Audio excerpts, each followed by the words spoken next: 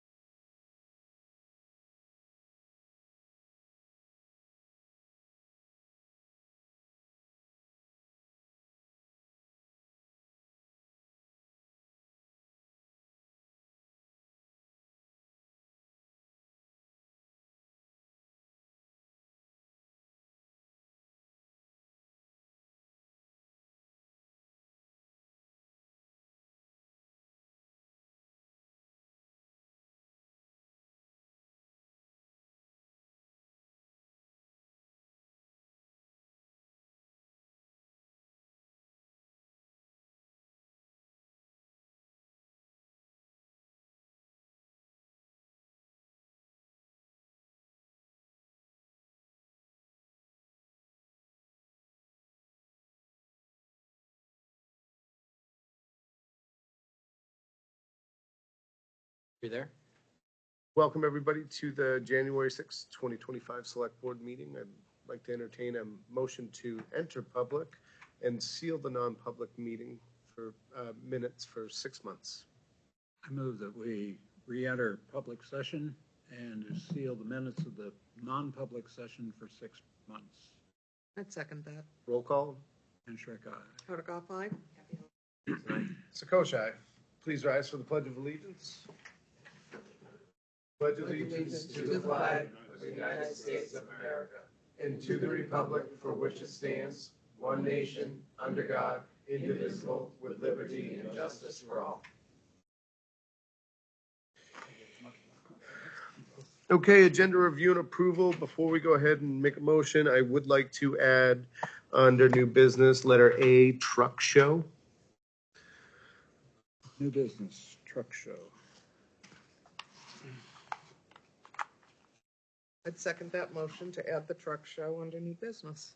Roll call. Second, and Shrek, aye. Hardikoff, aye. Gabriella, I. Gibbs tonight. Sakoshai. Okay, next up is public comment. Anybody in studio or online like to come up and speak? Don't see anybody in studio or online, so going to go ahead and close public comment. And we are on to public hearing for school board and liaison report. If we got Chief Walker in studio. Oh, yeah. Welcome, Chief. Well, thank you. Did we lose our feed? We said to continue? Oh, yeah. Yeah. Oh, sorry. Thank you for having us. My cohort couldn't be here tonight. She sends her regrets. We're like you are, we're finishing up our budget process. We'll have a public hearing tomorrow night. Everybody's welcome to attend that, just like we'll probably have as many people as you folks have. Most of our expenses involve people, educating them, giving them to educate them or to transport. And so, in the grand scheme of things, there's not a lot of stuff that we can take out of our budget without people. That being said, our proposed budget, hold me to it because I left a note on my desk at work. Our proposed budget up, which would be about $1.24 should the budget pass. That being said, guardedly optimistic that our negotiating team worked diligently with the teachers union. We're up for teachers contract this year. They worked right up to the 11th hour. We received the proposed contract. I was reviewing that before I came over tonight, but we'll be meeting tomorrow night to discuss and hopefully ratify a contract. That's great. So that being said, you'll definitely see two other warrant articles. One will be for Oyster River tuition and the Dover High School tuition. Co-Brown, we don't have a contract with them. We have an article of agreement with them, and their stipulation is that they have to be by their own. They have to be cheaper than Oyster River, which is expensive contract. Their price for a student, all a student. So, we also have, I believe we're up for a bus contract. So we'll probably, the school district will have 5 or 6 warrant. Other than that, school's rolling along, is rolling along well. We meet on a regular basis with each of the 3 building principals, and they come in and have discussions about what's going on in their building. And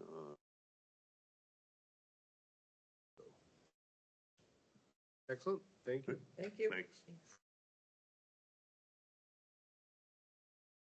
Okay, next up is 2025 proposed operating budget. And this is a public hearing on this, so we will have public comment. Awesome. You ready?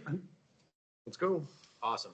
So the 2025 budget development process, as you know, started last summer with department heads, myself, the finance administrator, preparing a budget proposal to the select board and advisory budget committee.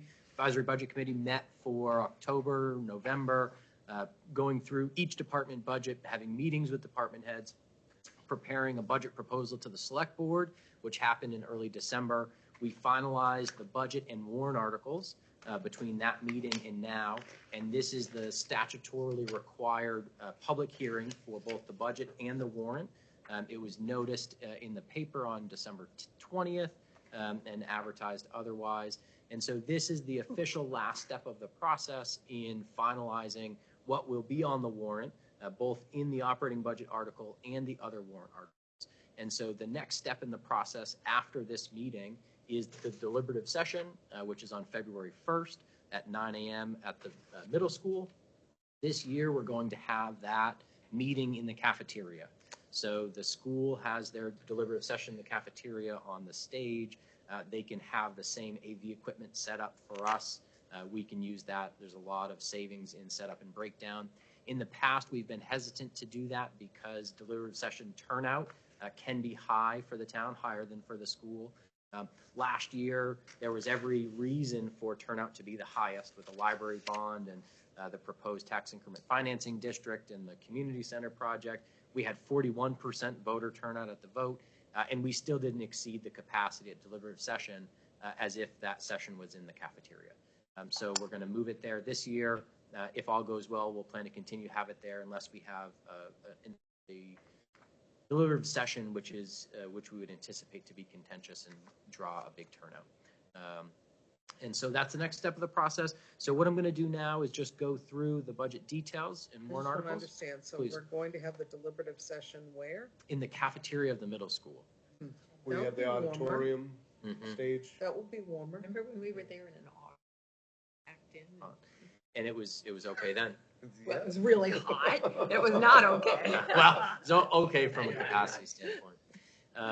So anyways, yeah, we'll finalize those details ahead of February, but that's the next step of the process. So again, this is the 2025 budget hearing. I will share that through this PowerPoint presentation, which is available online, there are links on each page to the relevant chapters of the budget binder, which is available entirely electronically on the town's website, has been since October. And so 2025 budget is the main page. There's a table of contents that'll bring you to each chapter and all of the details. So if anybody is looking for more information about what's available in the presentation, you can go to the budget binder, find it there, and certainly you can reach out to the town for questions as well. So that up. These are the topics that we'll cover. So we'll talk about a $9.8 million budget, which is an almost $800,000 or 8.82% increase. We'll talk about how 40% of that increase is library bond repayments and new costs related to the library, already approved by voters in March, and the challenges of building a budget around those costs out of the starting gate. Other increases include a new patrol officer, inflation, and staffing. We'll talk about how busy Barrington is. The demand on our services continues to grow. We are a customer service organization. We provide services in a variety of departments to residents, our 9,600 residents, and the demand for those services is growing as the community is.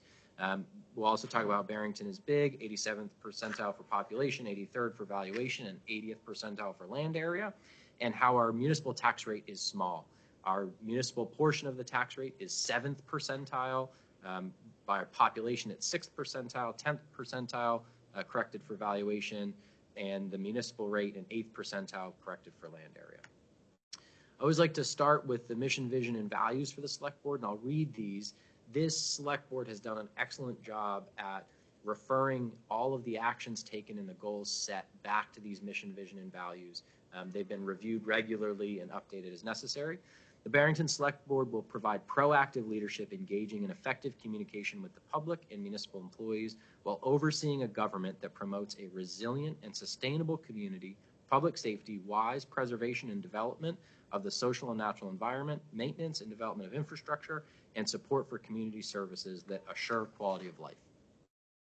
The vision, we, the elected governing board of Barrington, New Hampshire, seek to shape a future that values our past, preserves our natural and human resources while working together with the public toward a bright economic and community-oriented lifestyle through the provision of effective governmental services that characterize a healthy and dynamic community. And the core values of Barrington municipal government include careful financial stewardship of resources, transparent government with open communication and broad participation, honesty and high ethical standards, civil, fair, and responsive service, wise, collaborative decisions based upon objective facts, and a focus on both the present, and the future. Okay, so specific to the operating budget and warrant articles. So one of the more important impacts that our decisions have on the community is the financial impact and the tax rate impact of the cost of the services that we provide to the community.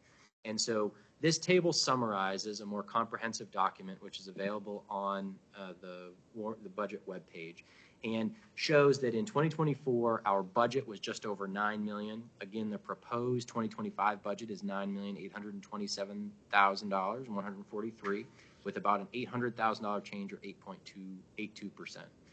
The Budget Committee, in working through their process, recognized that there was not a lot of room for reduction in the operating budget based on the need for increases in paying back the library bond and other inflationary costs. And so they focused a lot of their energy on reducing the value of the separate warrant articles that voters will be presented to. And so in 2024, the warrant articles, and these were just the ones that passed, there was approved $1.15 million worth of separate financial warrant articles, and this year it's just under $800,000.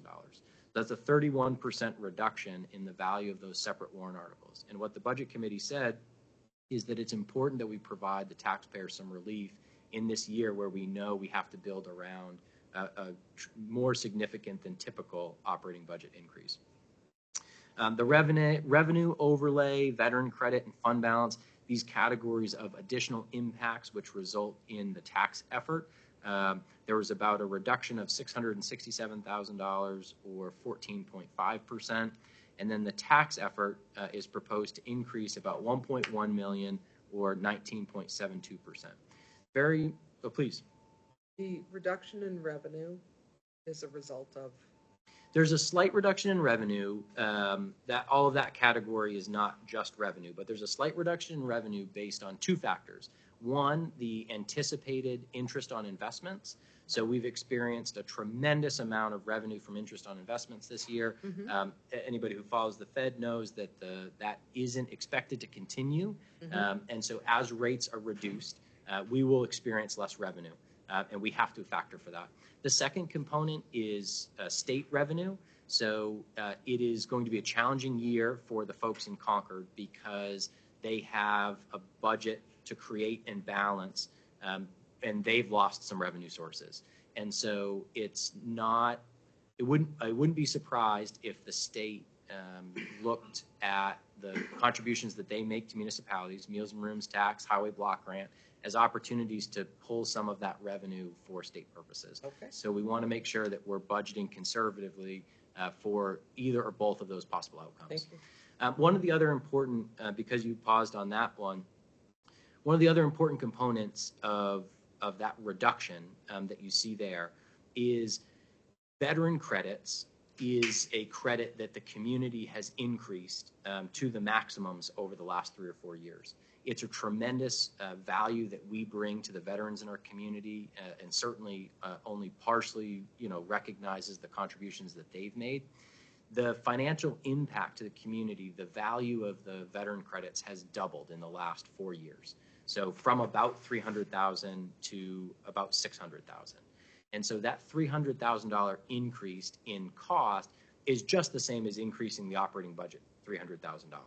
And so those are the decisions the community made. That was the priorities set by the community. But when we're looking at tax rate impact and the impact that has on the financial impact of the tax rate and taxpayers, that factors in just the same as increasing a budget. Thank you. Absolutely. So anyways, going back to the bottom two bullet points. So the budget warrant article on its own has a tax rate impact of 13.7 cents or $58 on the average home tax bill, average home being valued at $425,000. So all of the separate warrant articles, if they all pass, would have a 42.2 cent impact on the tax rate or $180 on the tax bill of an average home, $425,000. So the total, if everything passes, 56 cents or $238 on the tax bill. So the Advisory Budget Committee recognized that having the separate warrant articles, even being reduced and giving the community an opportunity to choose what, quite frankly, what they could afford in terms of the tax rate impact of their decision making was important to the community. So looking at that, the budget specifically, so this is that increase of about $800,000. So you'll see, as I mentioned before, 40% of that increase is just new library costs.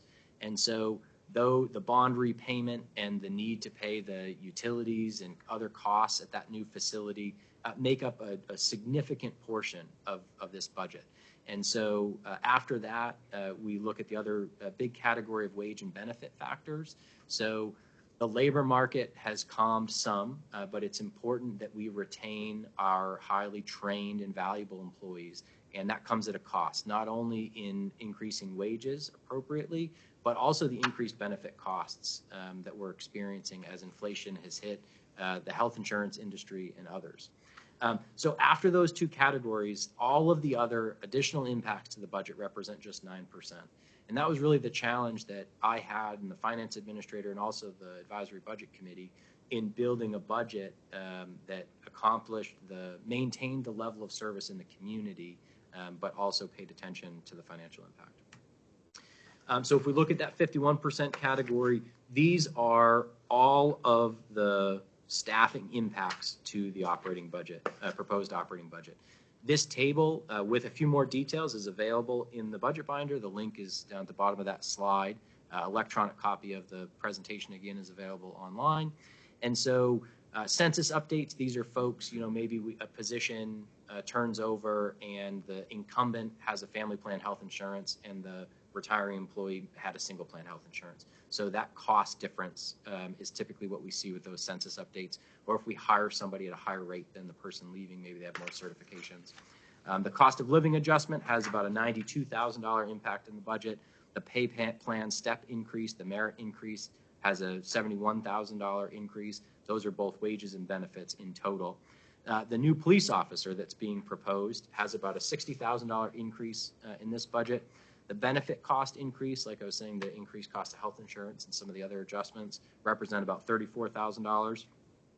We increased some of the staffing levels in the fire department to prepare for the retirement of the fire chief and have the opportunity to train up some of the officers in that department and hopefully have some overlap with the incoming chief to transfer some of the institutional knowledge.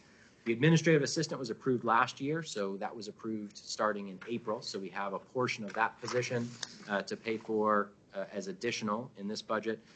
Transfer station has proposed a 5th staff member for Saturdays. That's an $8,700 impact. Again, last year, the recreation administrative assistant position was expanded 9 hours, but that was only budgeted at 75% in the last budget because it started in April. So we have about $8,000 in this year's budget. Same thing with an additional part-time deputy building inspector, about $7,700 there. And then we were able to reduce the on-call needs of the fire department based on two factors. One, the availability of the ambulance revolving fund, those revenues to cover some of those costs, and also based on increased staffing. Moving on, this is the text of the operating budget article as it will be read. The most important second component here is the default budget, which is $9,532,097, and the operating budget. The recommendation votes here, the budget committee will take their final recommendation votes tomorrow once the select board finalizes this information, and later tonight the select board will take its recommendation vote. Moving on, the financial stability of the community is of utmost importance. We balance the decisions that we make against the financial stability and ongoing financial stability. One of the most important factors and measures of a financial stability in a community is having a stable municipal tax rate. And this is something that this select board has done consistently for a long period of time. And I think this bar chart represents that most effectively. And so what this bar chart shows is the average homeowner between 2013 and 2023 and the actual real dollars that they paid in property taxes to the different components of their tax rate. And so in 2013, the average home value in Barrington was $250,000. In 2023 was $425,000. And based on the tax rates of those years, 2013 and 2023, the taxpayer in 2023 of an average home in Barrington paid fewer dollars than they did in 2013. Not many fewer dollars, about 30, but it was a reduction from $1,165 to the town to $1,131. And that's not even corrected for inflation, which over that time was about 30%.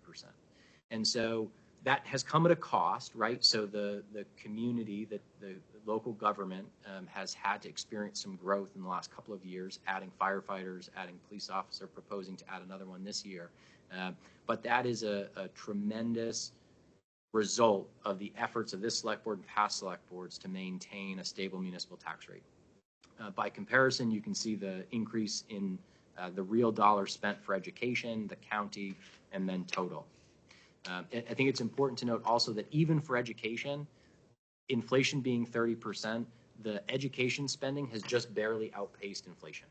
And so in terms of the community's tax dollars paid for property taxes, over the past 10 years, it really hasn't increased a lot more than inflation, some more so than others. Additionally, unassigned fund balance, this is the town savings account. The recommended range is 8 to 17%. The select board's policy is to target 12.5%. So we hold just under $5 million or 12.8%. And so that's essentially important to ensure cash flow, make sure we don't have to borrow. Again, our main revenue source of property taxes only comes in twice a year. And so having a large unassigned fund balance, allows us to continue paying our bills. We write, almost a $2 million check every month to the school. Paying the taxes that we collect on their behalf. And so having that fund balance is essential, and we're right where we want to be. Comment. Please. When you do this at the town meeting, might you add what the fund balance is and why voters aren't seeing that as a decrease? The surplus unassigned fund balance. Yeah. Yes, absolutely.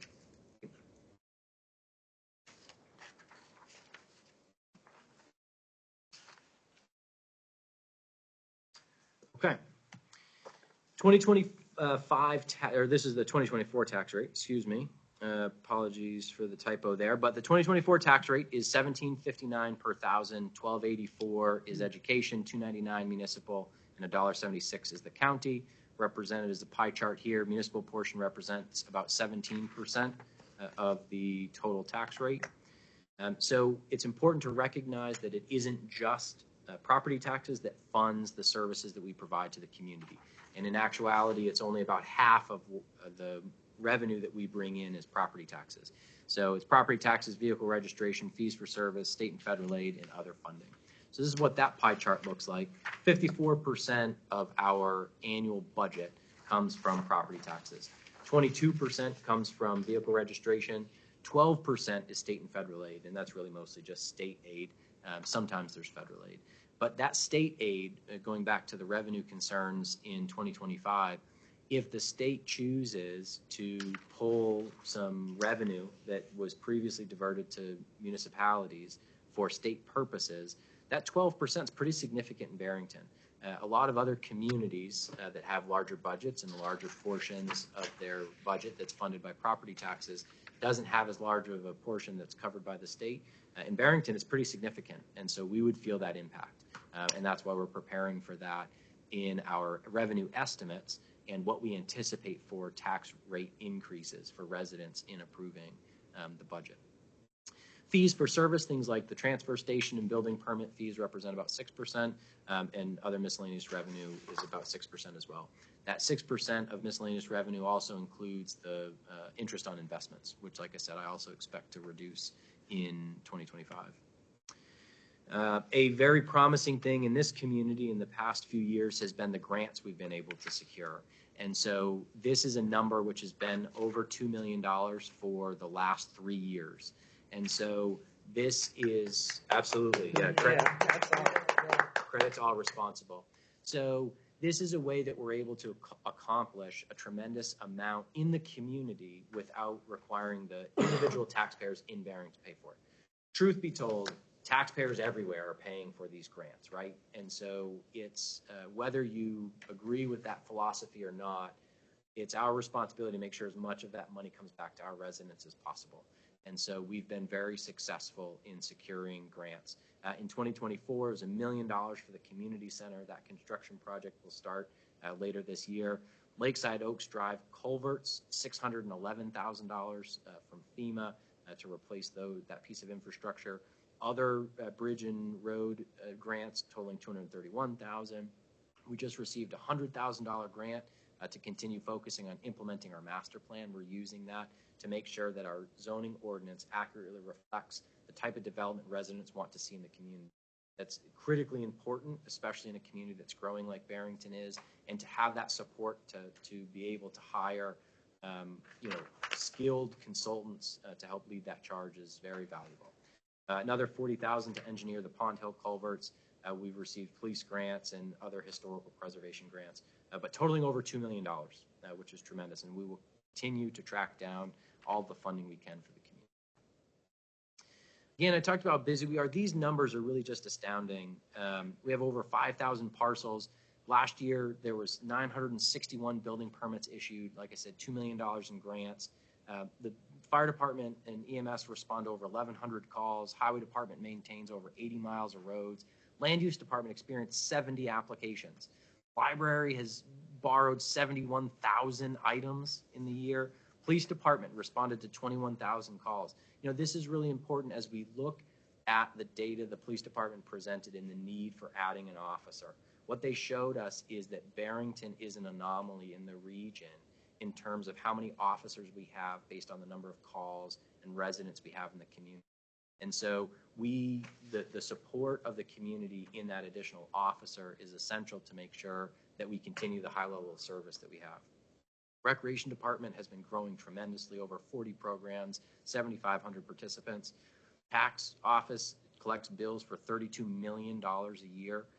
Town clerk has 13,529 vehicles registered, and this is always my favorite, 2,352 dogs.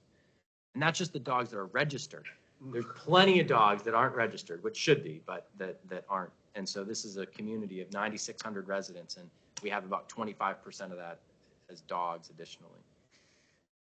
So the transfer station, 1,500 tons of trash and almost 500 tons of recycling. So we really do a lot with the budget that we ask for of the community, providing that level of service. And then won't spend a lot of time on this, but that Barrington is big, Barrington is small conversation is really worth a brief conversation.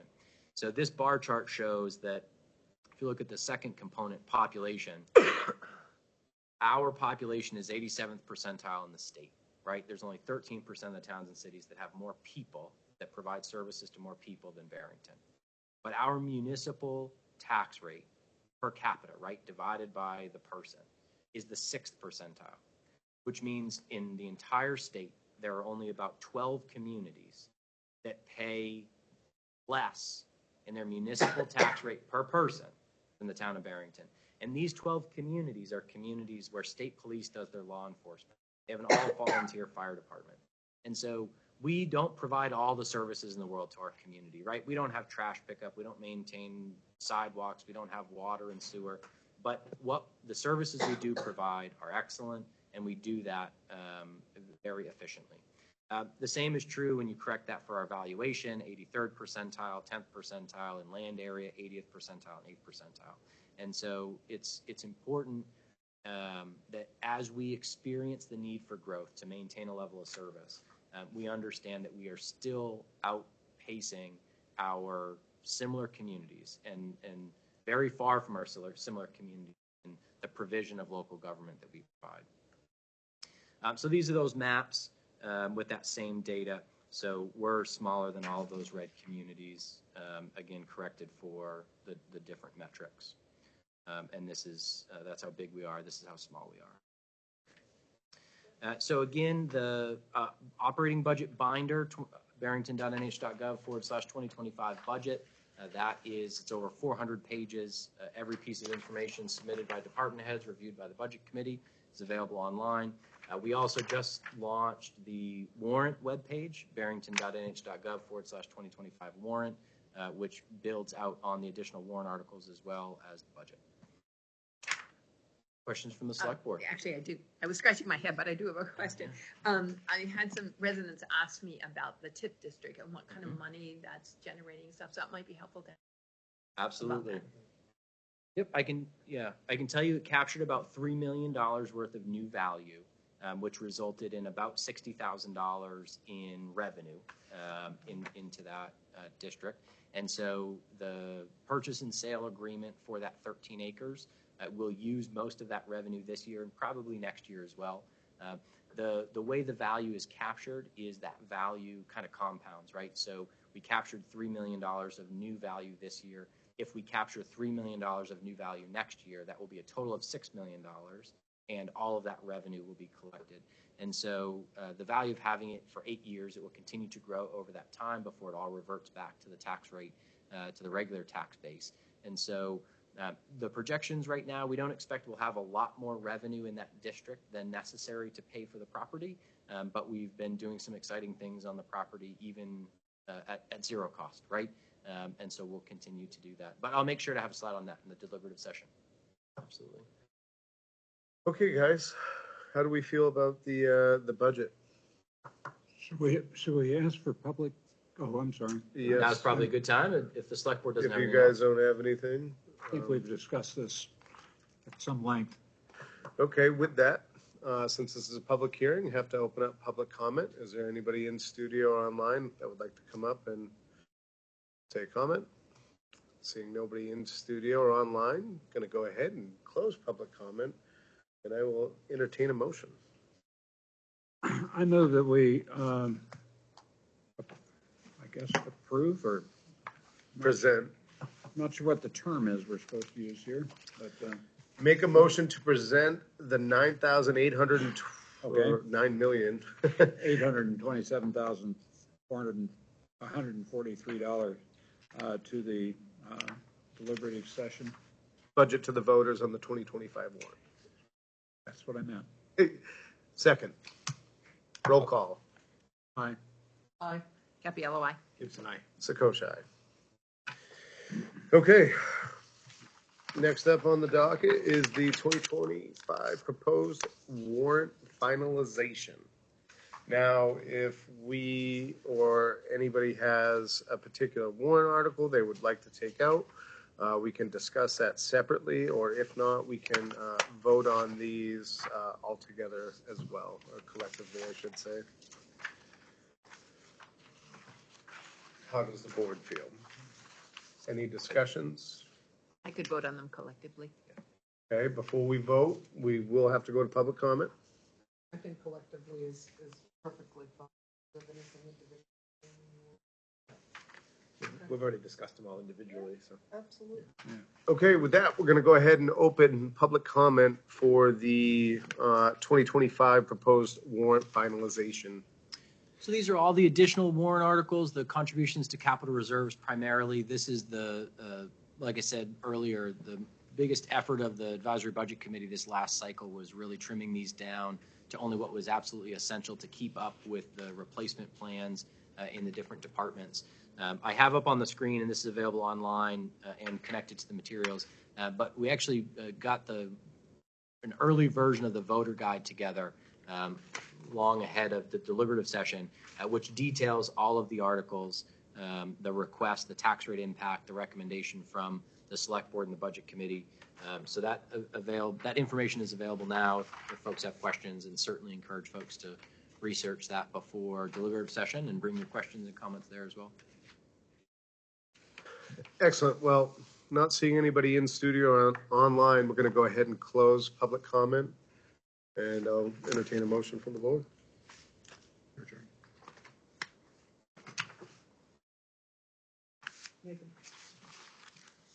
Make a motion to present collectively the warrant articles on the 2025 warrant.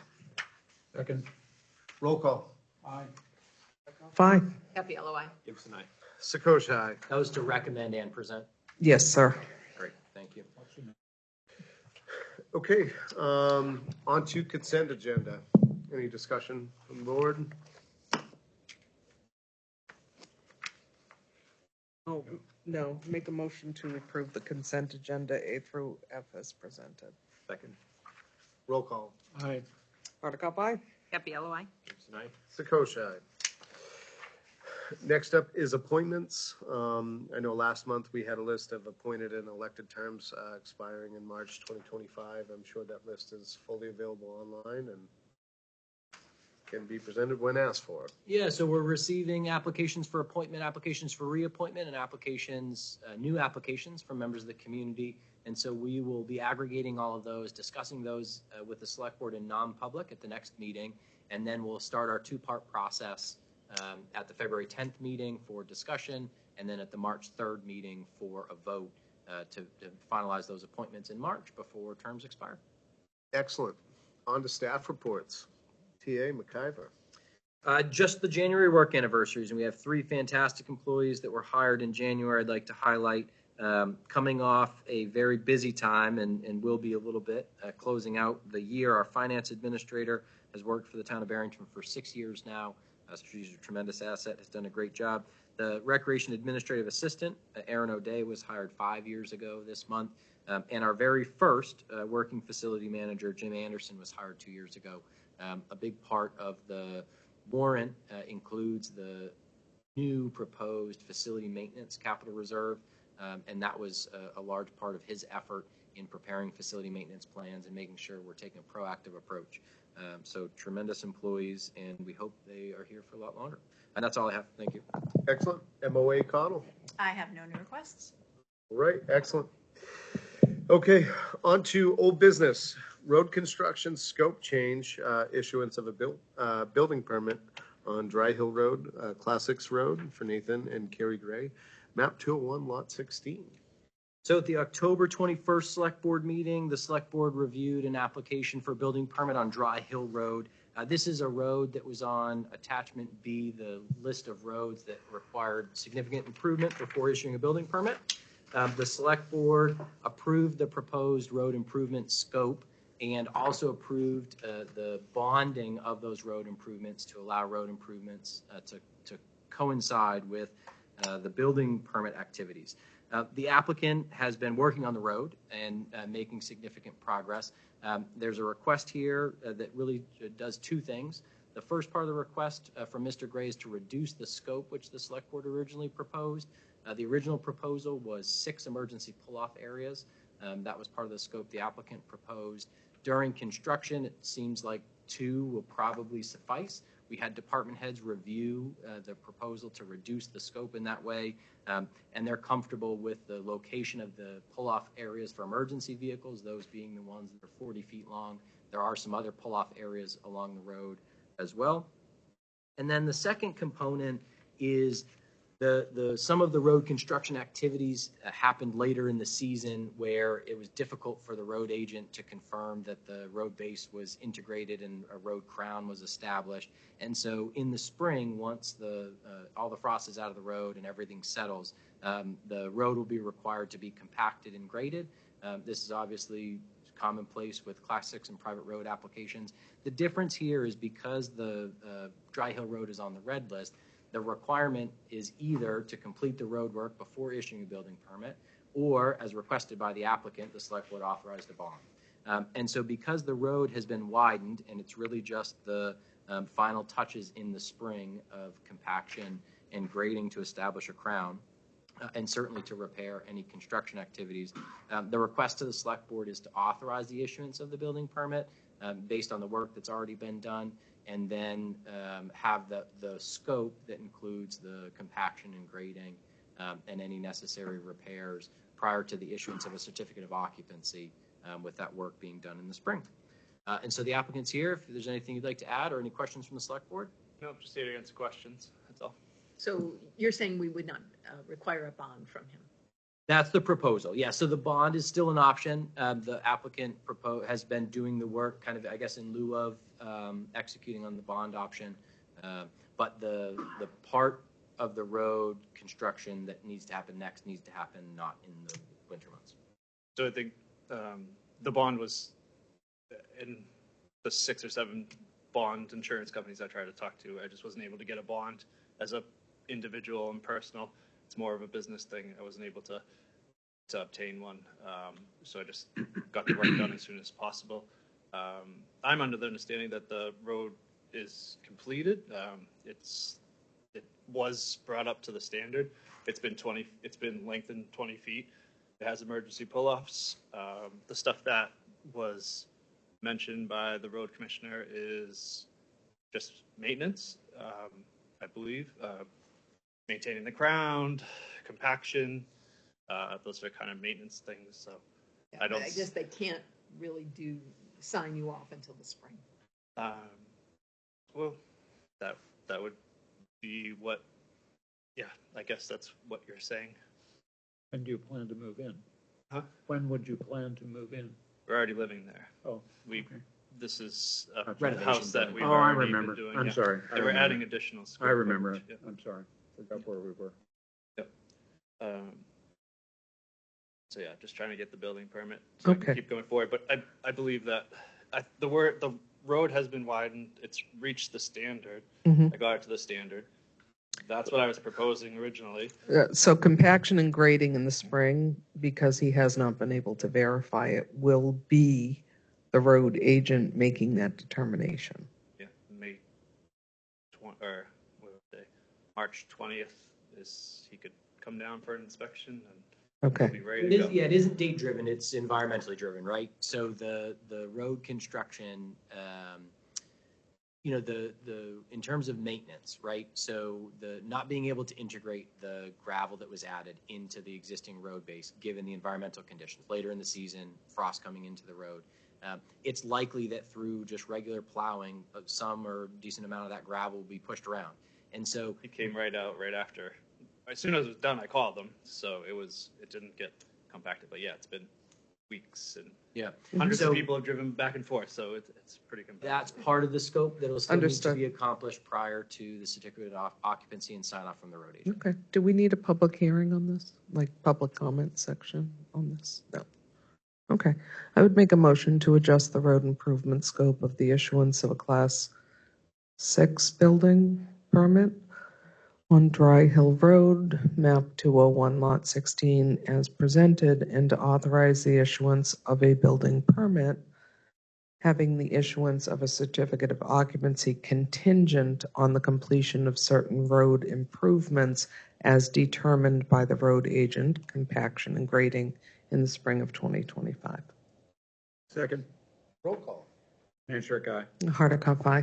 Happy LOI. Gibson, aye. Sakosha, what did I say? Abstain. Sakosha abstained. Just one quick question too. That's great. Thank you.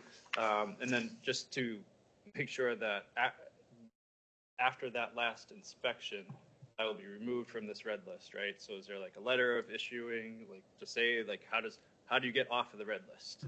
I want so to make sure it's that still I'm off the red list. It's right? still property on a Class 6 road, right? Yeah. So the Class 6 and private road building process will be followed every time there's a need for a building permit. And so that process won't change. The part that will change is not needing the substantial improvements required of that attachment B, is the permit will be able to be issued and road improvements made kind of coinciding with each other without any special decision. But absolutely every building permit that's pulled on any Class 6 or private road in Barrington always requires the Class 6 and private road building policy process. And that process, if in 3 or 5 years there's the need for another addition or repairs, adding living space, At that time, it would be subject to either bringing the road back up to the standard if there were parts that had deteriorated over that time, or investing 10% in the road, which is an option of the policy as well. And so, yeah, that policy will be followed every time a building permit is issued. But the road being on attachment B and subject to those requirements will change once it meets the standard. And so in the spring, if this is approved, you'll be off the red list. Yep. Yeah, so you're not saying that, or are you saying that everyone on a Class 6 road, the road will be inspected every single time Correct. someone pulls the permit? Correct. That goes But for not everyone. quite as strenuous as. Well, you don't have to do the work before the permit is issued. That's the big difference with the attachment B, is that the road improvements have to be made. Attachment B is the red list, just to better word. Yeah, for it. you can Attachment call it B. the red list for sure. Yep, so that. So I'll be off of that attachment B once that last inspection comes. Then I'll be off of that list. Yep, but the that road part. will still be inspected every time a permit is pulled, and you'll be subject to that process that goes to the planning board and then to the select board. And it's important for all property owners to understand that this isn't a Barrington deal, right? So state law makes it clear that nobody on a private or Class 6 road is entitled to a building permit, period. And state law requires that if you do pull a building permit to add living space, you have to go before the planning board and the select board before the issuance of that permit. And so the select board has set a policy that standardizes that process and helps accomplish some real goals, which the state law is in place because of road maintenance and emergency access issues. And so the select board set a policy that promotes incremental improvements in roads and has been very successful. But yes, every building permit application on Class 6 private road is subject to the policy. Great. All right, and then what do I do for the next step for getting Contact the building department. building department? All right, thanks. Thank you. Okay, excellent. Done with old business, on to new business. Exciting news Very business. exciting. As at that. This Saturday, the town administrator, fire chief, deputy police chief, myself, I met the truck show Antique association. Truck Show Association. Yeah, the Antique Truck Show Association, out on the field to start, to kind of get a lay of the land, do a little walking around and check it out. First off, it was kind of like a dream come true for me. Truck show was huge when I was a younger kid. Was always an impactful, great community event. Whether it was my dad or my neighbor grabbing me and running down for the afternoon or whatnot. But the amount of people that showed up for the care of this truck show was incredible. There had to be close to 20 people that showed up on the field. After we were kind of done walking around on the field, we came back here to talk about whether or not the town was interested in having them back. And that's why we're bringing it up in this meeting. I do feel that there's a great need and want for this back in town. There's been a lot of people poking around and, wish it was back. So anything I miss? Yeah, so the truck show, the Smiths in Barrington were leading charge in establishing the annual truck show. Started in Barrington in 1987 on the Barrington Common property. So obviously that property has been privately owned, since 87 all the way up until March of this year. And so part of this select board and the community's interest in planting our flag in that piece of property and securing control of that property is to preserve our character and kind of continue the traditions of Barrington. And one of those traditions was the truck show all the way up until I think it was like 2016. And so they left in part because it was difficult to continue to have the show at the size and scale with the property and private ownership and some of the challenges that presented. They've continued the show. The show has continued. They still have hundreds of trucks and hundreds, if not more, spectators. And so, we were excited, speaking on behalf of the Barrington Center Development Committee. This is one of the events that the community told us all summer that they'd love to see the community be able to bring back. The folks from the club were tremendous. I mean, Jim said there was almost 20 people there. They traveled from as far as Rhode Island to come see the property and for the prospect of being able to bring their show back to Barrington. Folks, I haven't had the opportunity to attend a show when it was in Barrington before or since then. But for the folks involved in town that were, here when the show was here before, and have been since when it's been away. It's been a tremendous community event, and they were all excited at the opportunity to bring it back. So there are some logistical decisions to make in bringing the show back. So obviously, we just took control of this property in March, and we haven't established a facility use policy and fee schedule yet. And so they are in a situation where the facility that they have been having their show at has some scheduling constraints that they don't have control over. It's an airport and it's being reconstructed. They just don't know when. And this is a show that's happened 2 weekends before Labor Day since forever. And so we're... 2 weekends. No, or 2 weekends before. Yeah, it's a 1 weekend event. Yeah, sorry. So anyway, so we will have to be fine tuning some of the decision making as we go, but it's important that the club is able to finalize the location and the date so they can start advertising. So in terms of facility use and fee schedule, one of the proposals has been to allow the club and their members to make improvements to the property that are mutually beneficial, that support the activities of the show, and further prepare the property for use as a park for the community.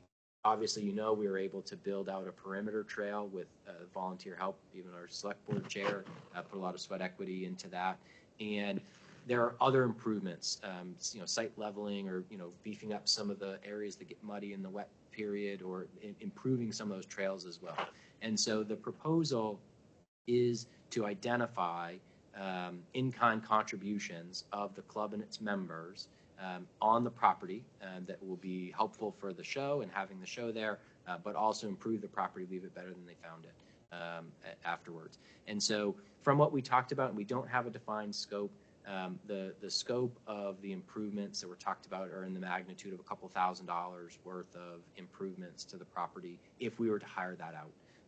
And fortunately, this is an organization that has members that do this type of work and would be able to make these types of improvements as in-kind contributions to their club. And so the proposal is to be a win-win. Yes, sorry, go ahead. And I just want to touch on the caliber of and quality of the in-kind contributions. To sum it up, the way it was proposed was there's a group of well-established guys who have done huge construction over the years, and they have the real deal big boy toys, whether it's huge cranes, and they actually have another group that's separate, and they'll do like working shows. So there might be a college or something that says, hey, we're looking to rebuild this bridge, and these guys will go volunteer, put on the show, and get it done while being cost effective at that. So Need a bridge out there Yeah. on the trail. Eventually. And like I said, the scope isn't finalized, and so we're asking the select board to make a commitment to this group to bring the show back while we work collaboratively to finalize the details. And there will be details to finalize. Like Jim said, this was just a meeting that we had this past Saturday. The energy and enthusiasm tells me that it's the right thing to do and it's the right time to do it. And I don't anticipate any issues working out all of the fine details. We've already talked about some of the logistics of public safety. They're ready and willing to hire the necessary police details to manage the event safely, and all the rest. And so, you said they had their insurance, liability insurance. yes, yep, they have insurance, and we'll verify that with our insurance provider to make sure there aren't any gaps that they're concerned with. But yeah, so this would be like a Thursday to Monday. So they'd come in, they'd have a smaller team that would be setting up for a couple of days. It would be a Saturday, Sunday show, and then a cleanup. Some of the folks would camp on site, and some of the folks would stay in area, accommodations.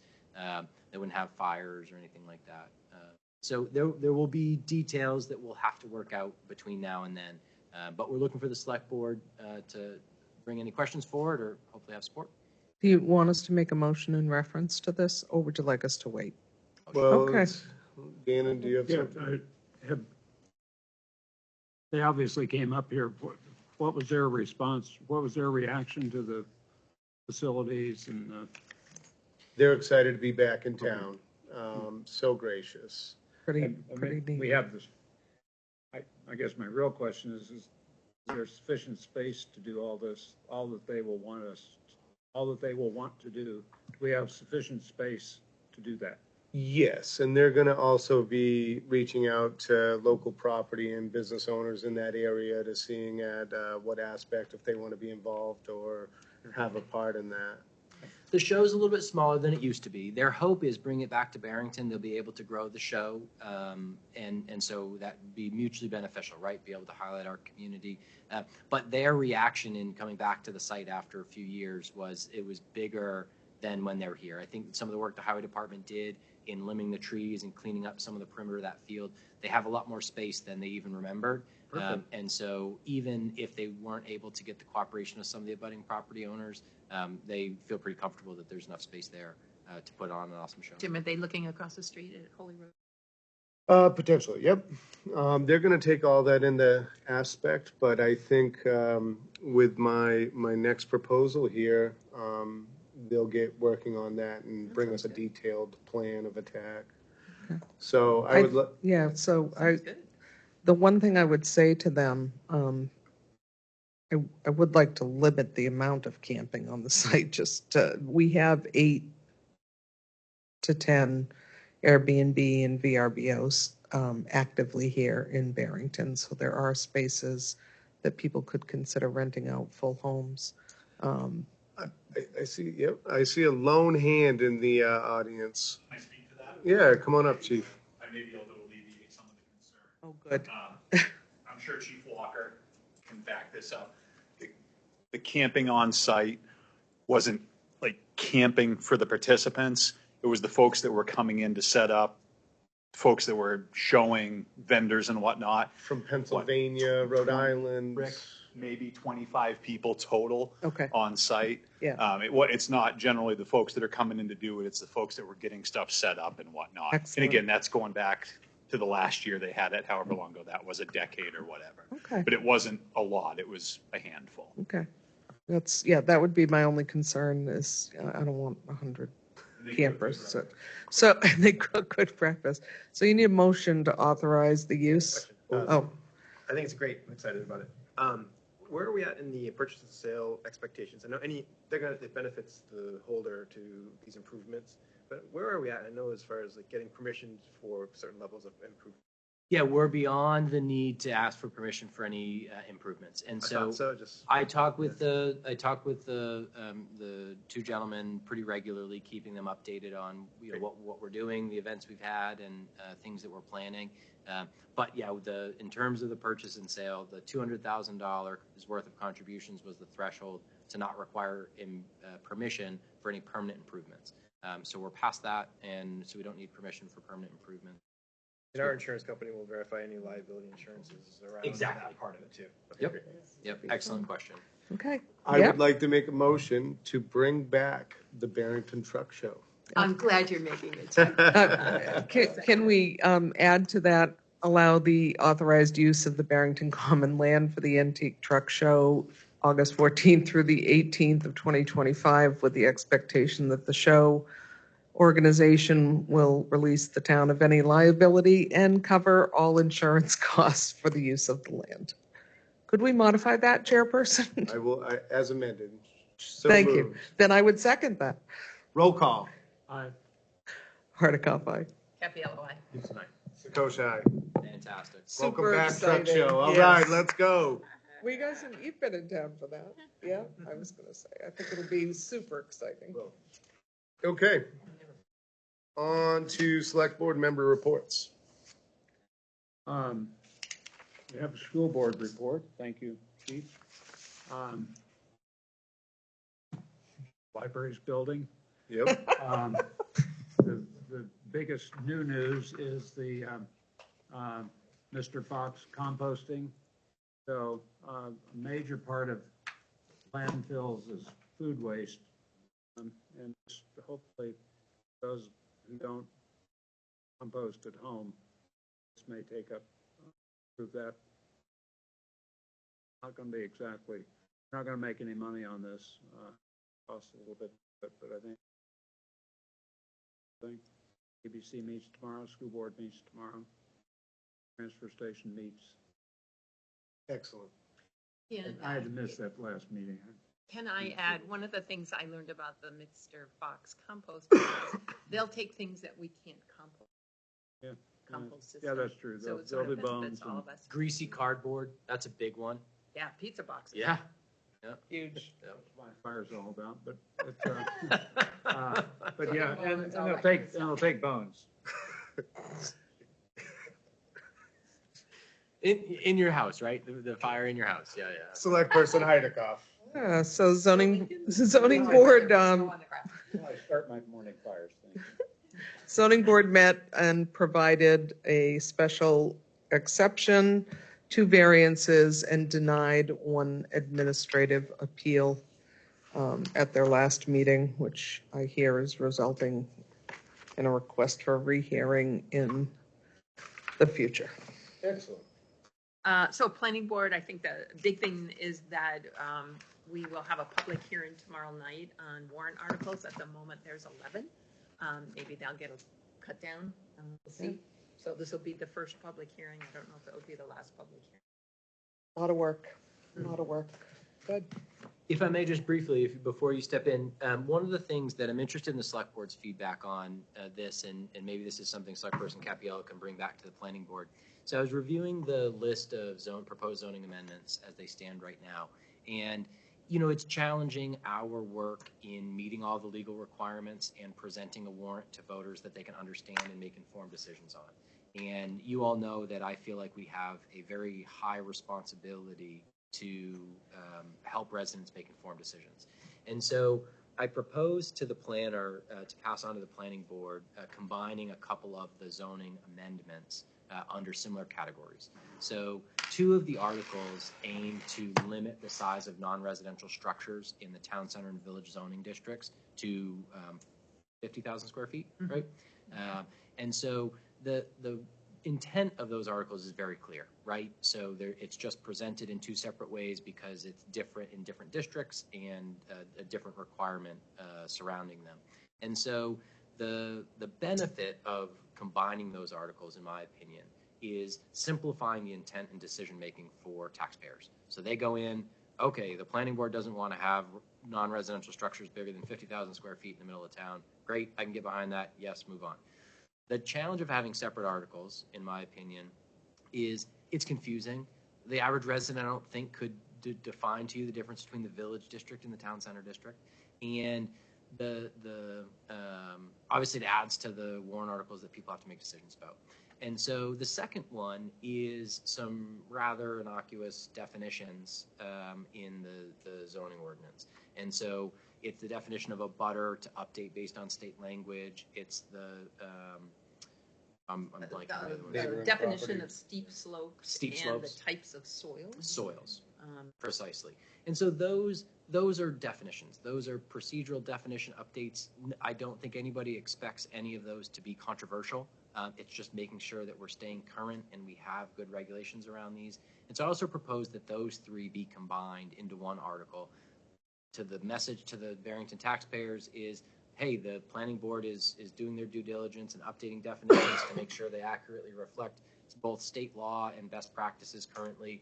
Vote yes on these, you're updating these definitions. And so obviously the challenge is residents don't have the opportunity to make individual decisions. Maybe they support the abutter but not the steep slope, or maybe they support the poorly drained soils but not the steep slope. I think that's probably unlikely. But combining them does limit the independent decision-making of voters. Obviously, right now there's proposed an update to the conservation subdivision regulations, and that's 1 article that changes all sorts of components of the conservation subdivision, the minimum lot size and the frontage and the buffer requirements, and that's very appropriately categorized. So you make this 1 decision, you're changing these regulations about the conservation subdivision. So thoughts or feedback that you'd like Select Person Capiello to take to the planning board on that?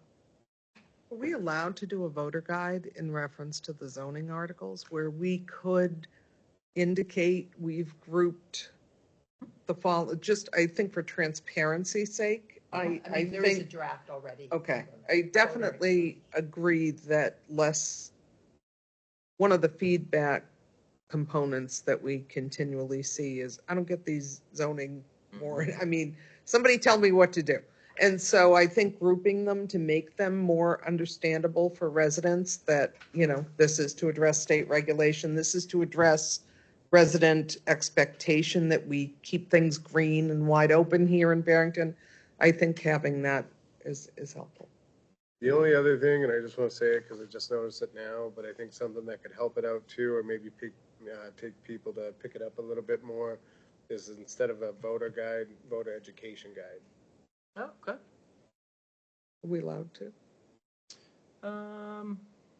Probably. I'll verify. Okay.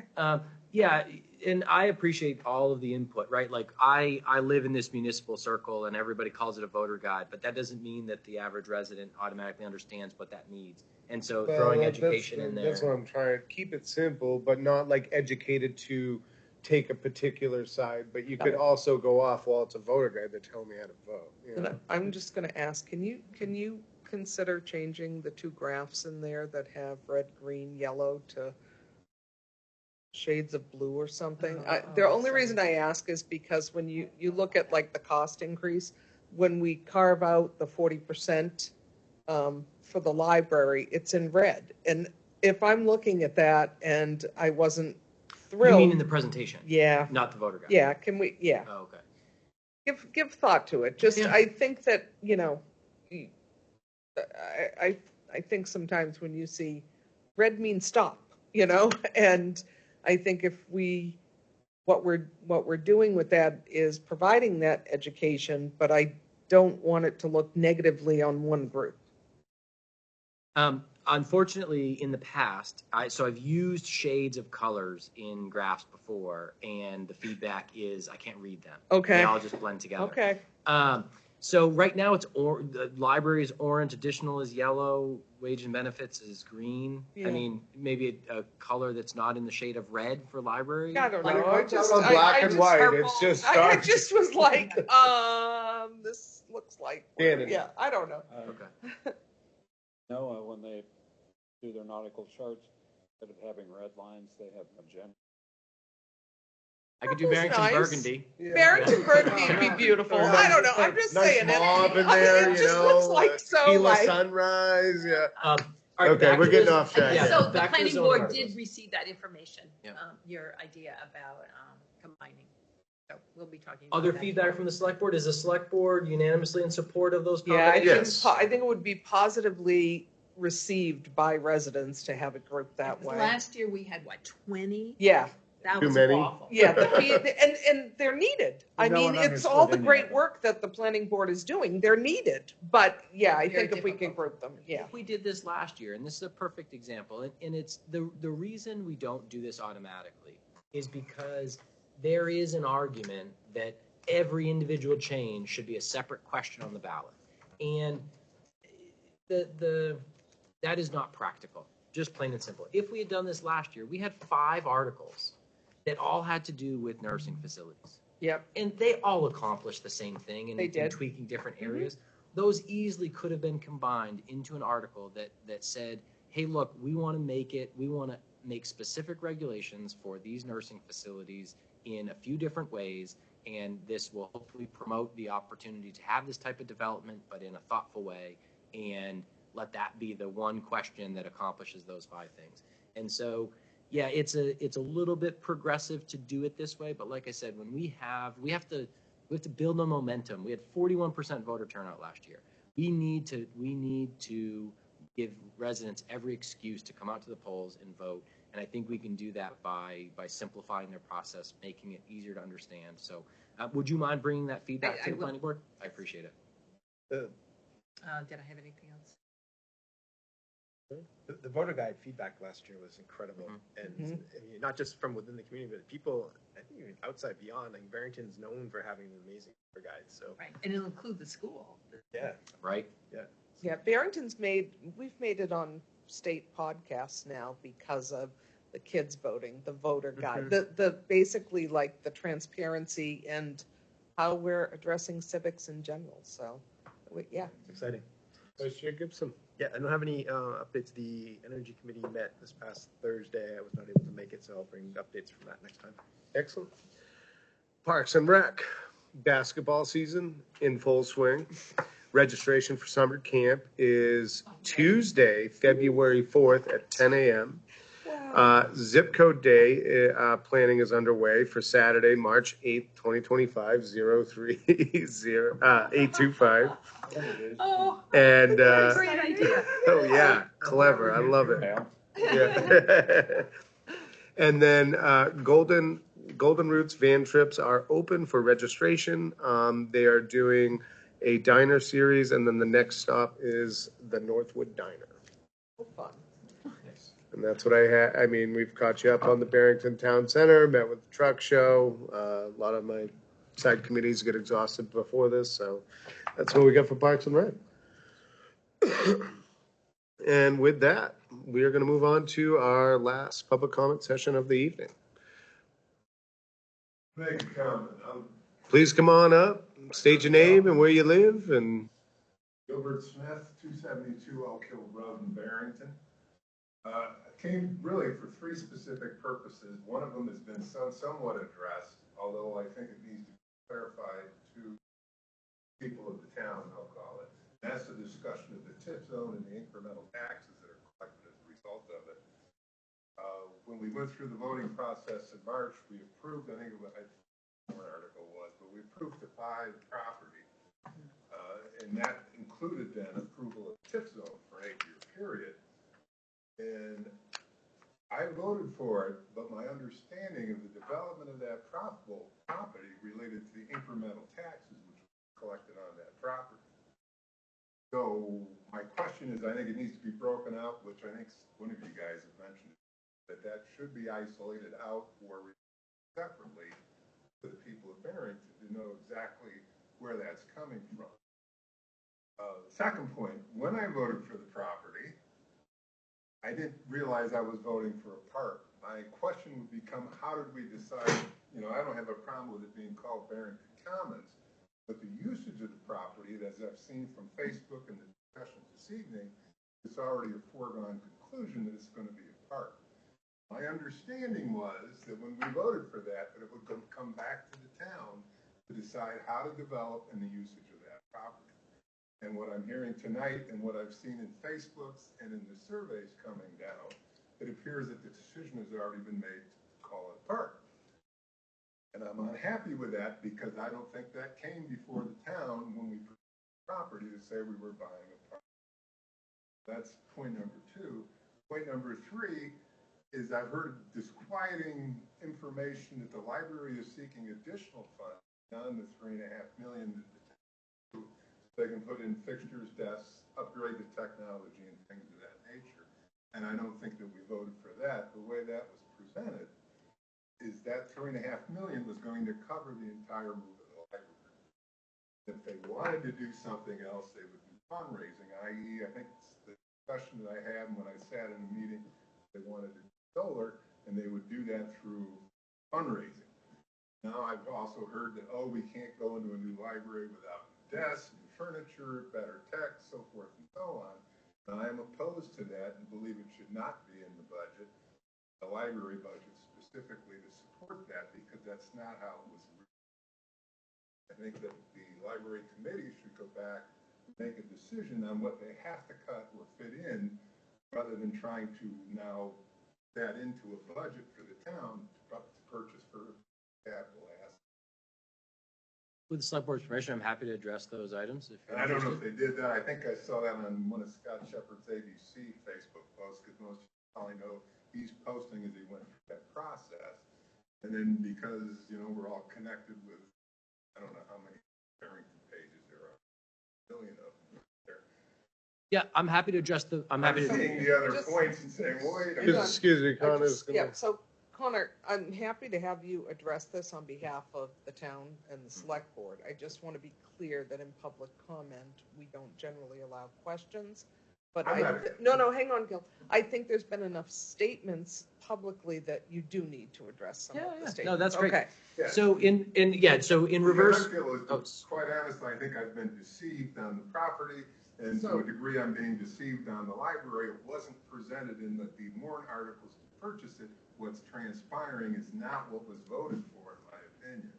So that's great. So I appreciate the comment. I'm happy with the select board's permission to address it, but it's not like a conversation. I'm happy to connect it again. So I'm just voicing my opinion that I feel like I was deceived in approving those two warrant I think articles. so I think we heard. What's come to transpire I understood that, and I think Mr. MacGyver. Yes, I heard 3 points. I'll do reverse order. So with the library has proposed a project with a budget. And some of the things they took out of that budget were things like furniture and some of the additional items that were in earlier budgets and projects that weren't approved. And they have a contingency in their specific library budget. And my understanding is that if they have room in the contingency to be able to bring some of those costs back into the existing budget, they'll do so.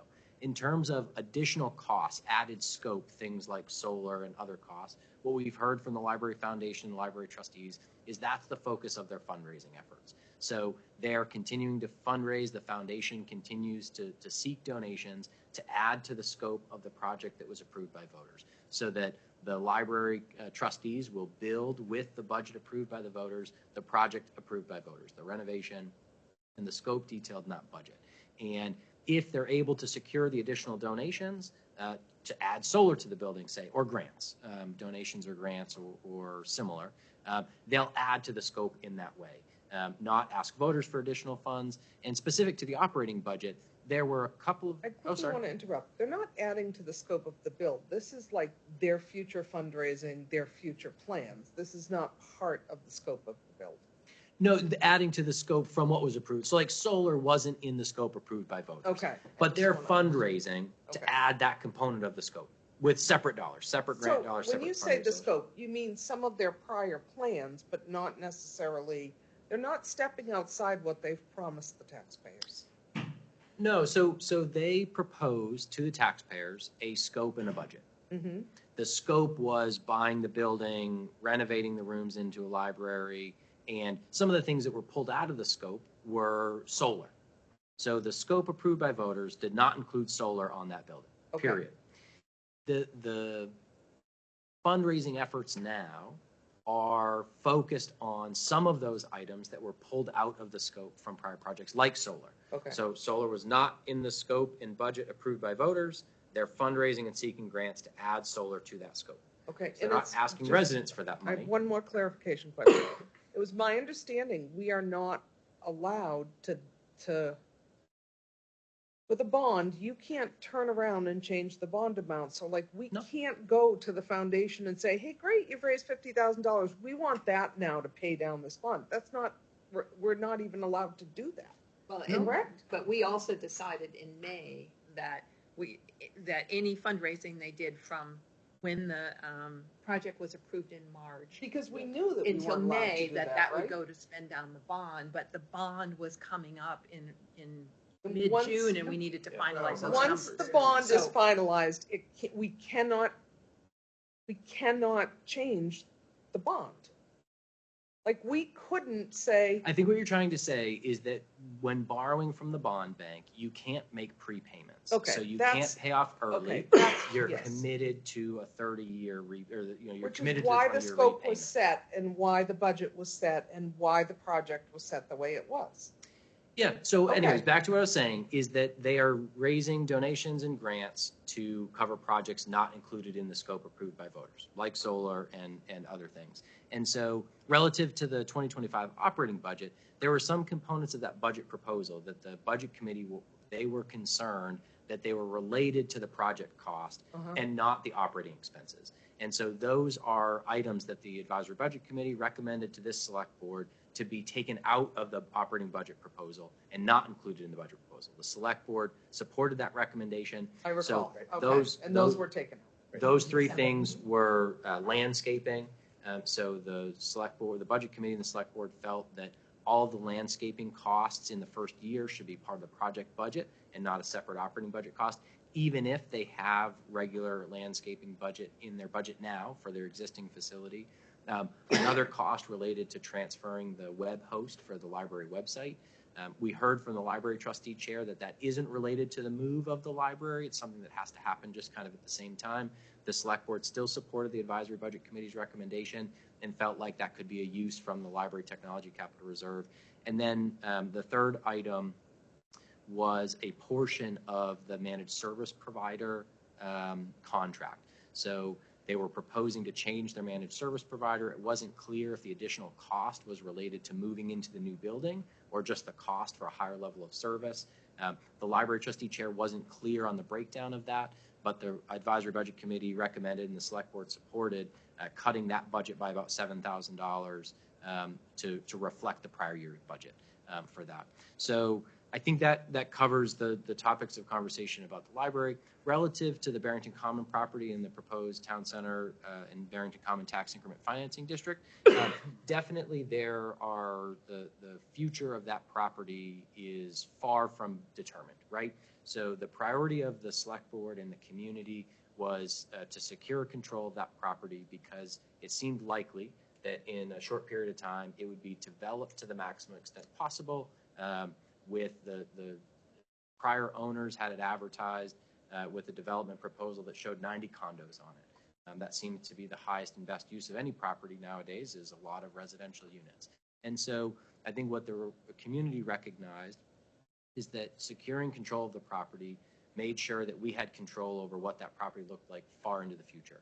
And nobody is taking fast steps at all determining the final solution of what that property is or will ever be in the future.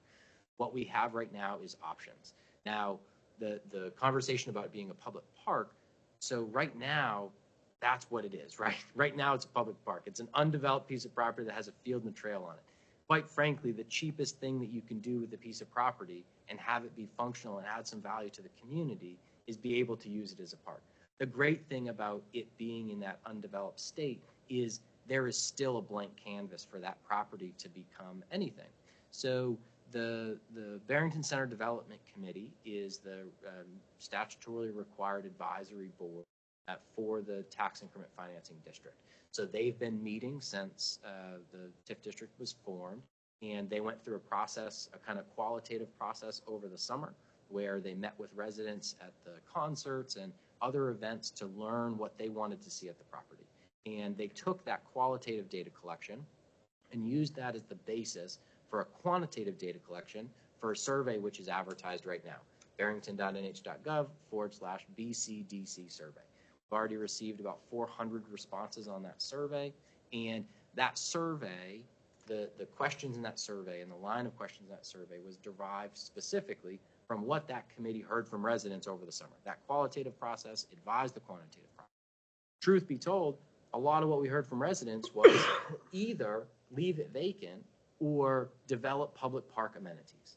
And so the questions in that survey asking residents more specifically, what specifically do you want to see? How are you willing to pay for those amenities, et cetera, was derived from that process. That survey isn't making any decisions for the future of that property, but it's the next stage in that data collection.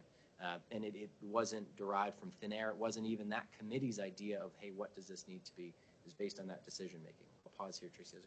So concurrent with that, though, you've also been having discussions with various businesses along the corridor or potential, is not necessarily something we need to discuss in a public setting, but I just wanted to be clear that concurrent with what the group is doing, volunteer, that there has also been those discussions, those components, those business. Yeah, so what I was going to say next is that the value to the community and what we propose to the community in the establishment of the TIF district and the gaining control of this piece of property is the added development and redevelopment opportunities for abutting property owners. So we have this town center vision which has a commercial tax base, which is good for property taxpayers in the town, but we don't have any water sewer services which promote the kind of more dense development of commercial in a commercial center, along 125, Route 9, et cetera. And so this piece of property is positioned in such a way that it isn't of high commercial value because it doesn't have a lot of visibility, but it's valuable geographically because it's a large piece of property, 13 acres, and it's right kind of in the mix of things. And so I have been meeting regularly with developers and engineers for property in all 4 quadrants of the 9 and 125 intersection, talking to them about what opportunities they would have to be able to leverage some of the development potential of the Barrington Common property to add value to their property, right? Not for free, for cost and maybe even ongoing cost. Some of the things that we've talked about specifically are, we could drill a well on that property and sell water to allow the development and redevelopment of abutting property owners. We could sell septic loading rights or even install a septic system underneath a parking lot or a field on that property and sell that septic capacity. One of the developers even across the street said that the biggest problem he's facing in being able to develop the kind of town center idea that the residents have proposed in the visioning processes is there's nowhere for that septic to go. He said if I could get permission from the town, I would pay to pipe that sewage under the highway onto that property if there was a place to have a septic system. Now, those are far from any kind of advanced conversation, but the idea being there is commercial value to the town of having that be largely undeveloped. And when you have a piece of property that's municipally owned and largely undeveloped, it's usually a park, right? That's usually a component of it. And that doesn't mean that it isn't developed or parts of it aren't developed, but it is you're able to leverage multiple avenues of value from the property. And so how the process is set up is this Barrington Center Development Committee is advisory to the Select Board. So any permanent decisions about how the lot will or won't be developed will come before the Select Board. We're very far from that, right? The Barrington Center Development Committee is going through this quantitative decision-making process, and they will aggregate those results and bring those back to the Select Board. Not to mention it will all be financially driven. Nothing will happen on that property unless there's money to do that with it, whether that be with grants or asking voters. And so there are no foregone conclusions. The process that the group has been going through has been based on feedback from the community and evolving and growing for continued data collection. The first point was about the details of the TIF district and the revenue. And so I appreciate the feedback. Adding a slide, a deliberative session makes a lot of sense. The annual report will have a new section on the Barrington Center Development Committee and that TIF district. It will detail the financials and in the book. In the book, yep, in the book. And so yeah, I can present those details at deliberative session. There is little to no overlap between, like, say, the operating budget and the Barrington Common property and the TIF district. And so, again, it being a undeveloped piece of property, right, there isn't we're not paying taxes on it. The payments towards property, the revenue from the tax increment financing district will be going towards those in the future. So we'll record that in the annual report. I'll get a slide in the deliberative session to make sure residents have access to that information. But it's not like there's a component of the operating budget, which is the Barrington Common property, that isn't so being there's disclosed or anything like that. we might want to make that clear. There's no line in the operating budget. Yeah, which I think is good feedback. But if any resident has additional questions, I'm more than happy to. This venue is difficult with the Select Board's rules or procedures in back and forth conversation, but I'm happy to talk to anybody that has questions about the budget, the warrant, TIF district, anything like that. Thank you. Yep, welcome to get a hold of me. Finish my thought, so you know. Sir, another time. It's got to be another time. I'm sorry. Yeah. The Select Board has to follow the rules. Yeah, we're beyond our 15 minutes of public comment, so I'm going to go ahead and close public comment. And I will entertain a motion, and next time we'll see each other is on the 27th. Move we adjourn. I'll second it. Roll call. Aye. Hardikoff, aye. Capiello, aye. Koshai. Have a good night.